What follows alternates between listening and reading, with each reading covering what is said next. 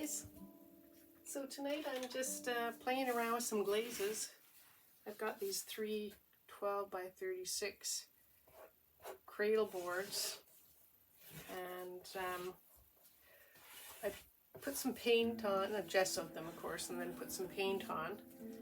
And then the last glaze was some quinacridone nickel azo gold with some glass medium, and then I wiped it off a little bit, and now I just kind of feel it needs something darker. So my good old fallback is Payne's Gray, and so that's what I'm putting on now, and I'm just going to basically experiment and see what happens.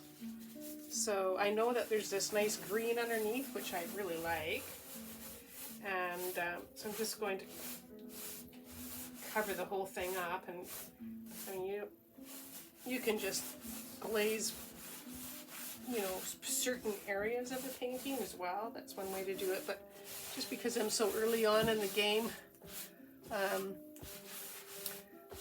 it's the best opportunity to have fun, because nothing's really too precious at this point. And it's my favorite part.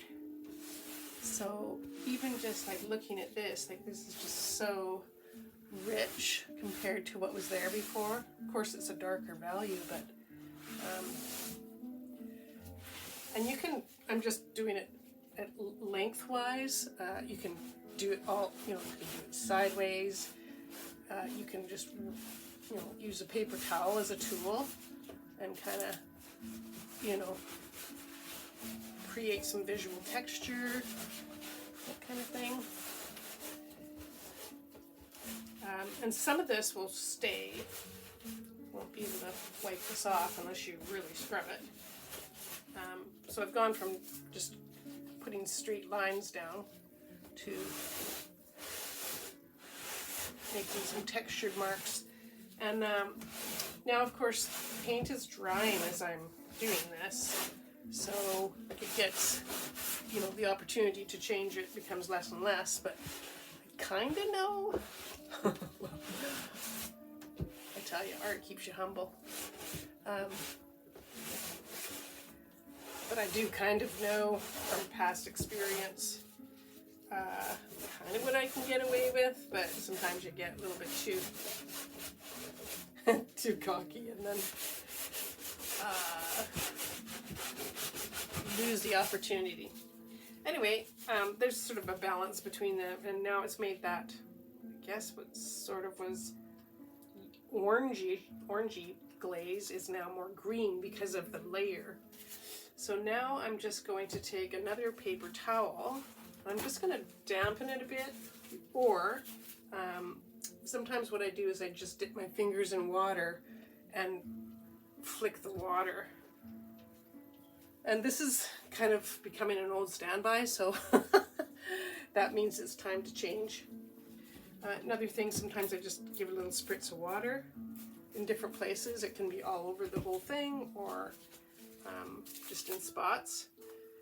But again, like, because I am so early on in the game here, I am just going to do the whole thing. So it doesn't really matter at this point. So when I do that, it lifts the paint. It makes it wetter in those spots, of course. And then I can roll off the wetter paint, and it gives this amazing sort of natural looking design, like just like it was from something in nature. It could be seaweed, it could be all kinds of things, you know, close up of a leaf, the inside of a leaf, or anything. So also, because I sprayed that so a bit damp, and I just want to see what happens if I just wipe it. It'll kind of smear it. I'm guessing that's what it's going to do, because it is slightly damp. Okay, so that's fine. And then the next thing I can do is take another a rag, use Blue Scott towels, and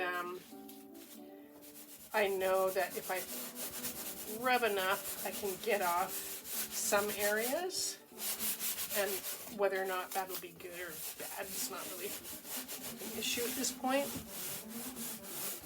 Like I say, I'm just experimenting, and this is really the time that you've got a lot of paint coming off there. This is the time you can learn, right? Because it's not dear, and it's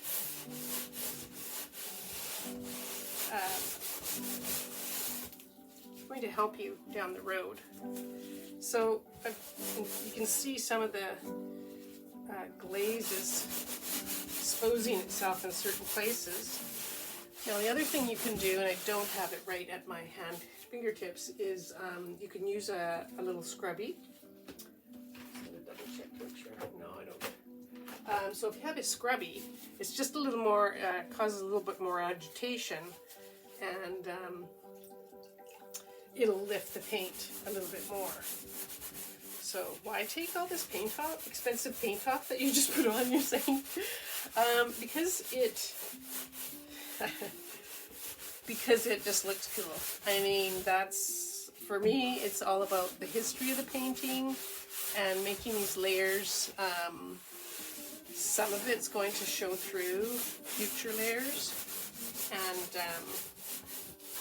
that is going to be most likely useful. So, and it'll look really cool. So, anyway, this was just one example, and I'll do a different thing on the next one to see what I can learn.